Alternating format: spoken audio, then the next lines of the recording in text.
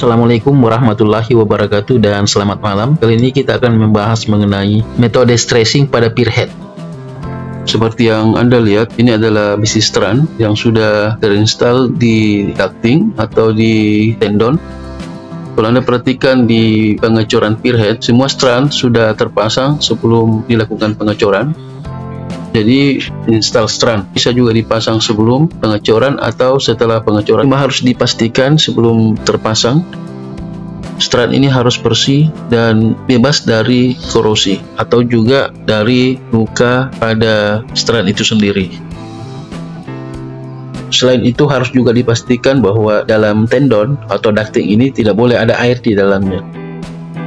Begitu juga dengan casting atau bearing plate, harus dicek kembali bila mana ada kotoran yang menempel di dalamnya. Karena boleh jadi pada saat dilakukan pengecoran, ada beton yang menempel di bagian dalam casting ini. Dan itu harus dibersihkan sebelum dilakukan stressing strand. Jadi strand ini ada dua macam, ada yang 15,2 mm 0,6 inci atau yang 12,7 atau 0,5 inci. Kalau Anda lihat, ini sudah ada casting. Pada waktu dilakukan pengecoran, sudah terpasang pada ujung end foam yang Anda lihat sekarang ini. Jadi, strand ini terbungkus oleh tendon. Di luar tendon, ada bearing plate atau casting yang berwarna coklat. Sebelum pelaksanaan stressing, pastikan hydraulic jack yang akan digunakan harus sudah dilakukan kalibrasi alat. Pastikan kapasitas yang dipakai sesuai dengan yang dipersyaratkan. Begitu juga dengan manometer yang dipakai sebagai petunjuk seberapa besar tarikan, itu juga harus dikalibrasi. Kemudian juga adalah alat yang dipakai adalah alat ukur, dalam hal ini meteran yang digunakan untuk mengukur elongasi strand pada saat stressing. Jangka sorong, jadi jangka sorong juga bisa digunakan untuk mengukur masuknya wedges dari permukaan anchor head dan strand slip. Kemudian harus juga disiapkan cat semprot. Cat semprot ini digunakan untuk mendai strand untuk pengukuran elongasi, wedges slip, dan strand slip. Sebelum penarikan strand, harus dibuatkan proposal stressing mengenai seberapa besar tarikan yang dipersyaratkan. Kemudian setelah semua ini tersedia, maka pelaksanaan di lapangan adalah tempatkan kepala anchor head atau blok anchor dan wedges. Masukkan wedges ke strand dengan menggunakan pipa besi.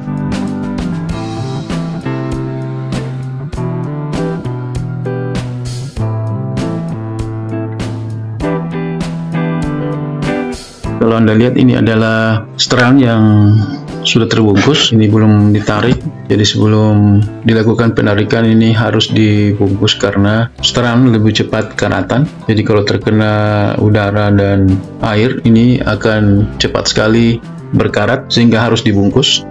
Jadi ini sudah persiapan penarikan.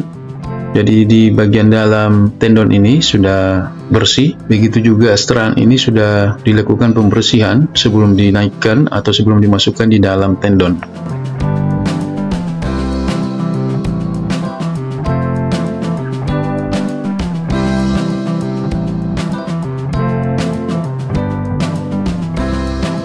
Jadi ini juga belum terlihat anchor block yang terpasang di seluruh strand. Ya, begitu juga dengan wedges belum terpasang. Jadi nanti kalau sudah terpasang anchor block dan wedges, maka akan segera dilakukan stressing pada pierhead ini.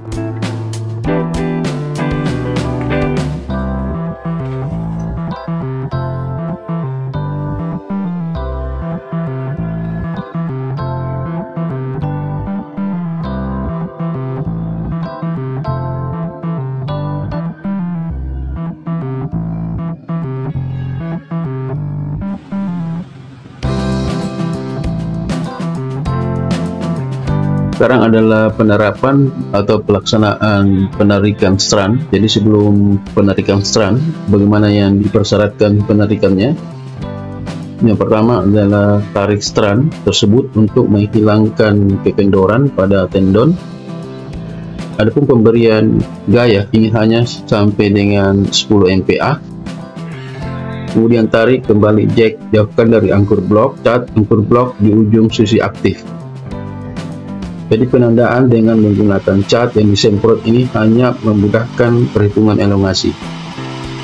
Setelah itu ulangi posisi jack dan tarik hingga 10 MPa lagi. Di sini kita sudah bisa mencatat elongasi yang pertama. Kemudian dilanjutkan stressing yang kedua, jadi stressing tendon yang tidak ini hingga sampai 100%. Kemudian dilanjutkan ke tendon berikutnya sampai semua tendon selesai di stressing.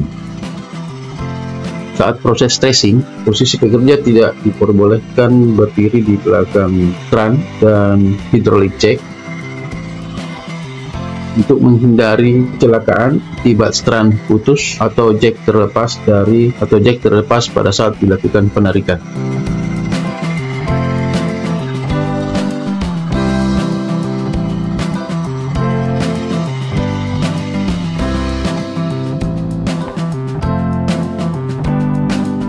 Ini adalah manometer sekaligus dengan mesin yang akan menarik strand ini. Jadi ada dua alat penarik dan masing-masing alat penarik ini mempunyai dua manometer untuk rilis dan manometer untuk penarikan.